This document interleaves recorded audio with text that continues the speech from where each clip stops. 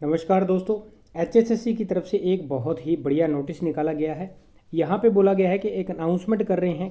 Commission ने क्या decide किया है, अभी कैंडिडेट्स को इन्फॉर्म किया जाता है कि जो 2600 पोस्ट निकली थी ग्रुप डी के लिए, हरियाणा के विभिन्न भागों के अंदर, विभिन्न विभागों में, कॉरपोरेशन में या बोर्ड्स के अंदर कॉमन कैडर की वैकेंसी थी। किसी का कहीं भी सिलेक्शन हो सकता है, उसकी थी नंबर के हिसाब से।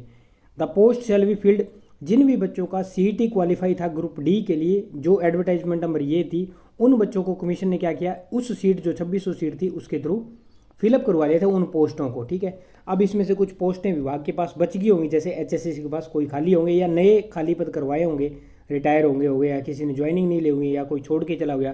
तो एचएसएससी अभी क्या बोल रहा है कि the commission has decided to give opportunity. Commission ने ये निर्णय लिया है कि हम बच्चों को अपॉर्चुनिटी देंगे, चांस देंगे, मौका देंगे।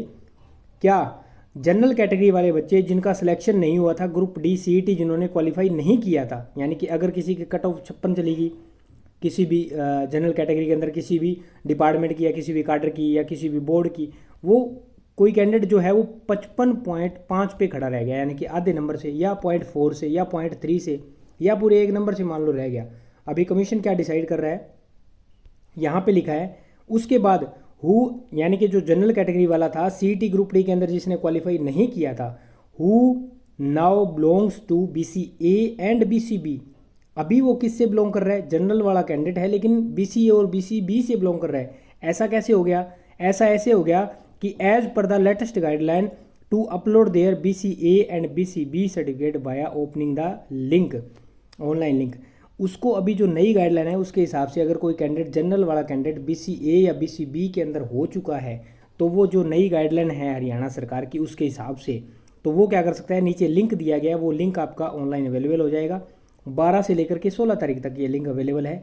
इसमें जाकर के आप एक सर्टिफिकेट अपलोड करना है और आपकी जॉब जो है वो गवर्नमेंट जॉब हरियाणा सरकार के अंदर पक्की है। आगे क्या लिखा है, such candidate are directed to obtain the fresh latest, fresh आपको बनाना है भाई, बीसीए और बीसीबी का सर्टिफिकेट हरियाणा सरकार का जो ये इन्होंने लेटर नंबर दे रखा है इसके हिसाब से आपको बनवाना है। इसको एक बार रीड कर लेना और उस हिसाब से आपको क्या करना है, सर्टिफिकेट तैयार करवा करके लेटेस्ट में अपलोड करना है। कहाँ, कब से कब तक, 12 तारीख से लेकर के और 16 तारीख के डेट के अंदर। ये आपको लिंक यहाँ पे प्रोवाइड कर दिया, थोड़ा सा ऊपर कर देता हूँ, ये लिंक मिल गया, इसको लिंक को प्रोवाइड कर दिया गया है, इसमें देख लेना। आगे यहाँ पे लिखा है अगर किसी भी कैंडिडेट के पास ओबीसी का, सेंट्रल गवर्नमेंट का सर्टिफिकेट है ओबीसी का, और वो उसको अपलोड करके या उसके बिहाफ पे वो इनकम का क्लेम लेना चाहता है, तो वो इसको क्या किया जाएगा, अमान्य कर दिया जाएगा। उसको मान्य नहीं किया, not to be consider it irrespective in income mentioned in certificate, उसको मान्य नहीं किया जाएगा। आपको बीसीए और बीसीबी का ही लेकर के जाना है, यानी कि बनवाना है, और ये जो पोर्टल दिया है इसके ऊपर अपलोड करना है। ये 12 तारीख की डेट के अंदर नोटिस है। ठीक है, पंचकुला हरियाणा सरकार एचएसएससी, इसका नोटिस है। ऑफिशियल वेबसाइट पे आप जाके इसको देख लेना, जो भी यहाँ पे डाटा इन्होंने मांगा है उस हिसाब से, और इस लिंक पे जाकर के अपना फॉर्म भर देना भाई। आपका बीसीए बीसीबी लगाओगे तो आपकी जॉब मिल जाएगी। कुछ एक कैंडिडेट तो होंगे जो जनरल से बीसीए बीसीबी में आए हुए हरियाणा सरकार की न्यू गाइडलाइन के हिसाब से।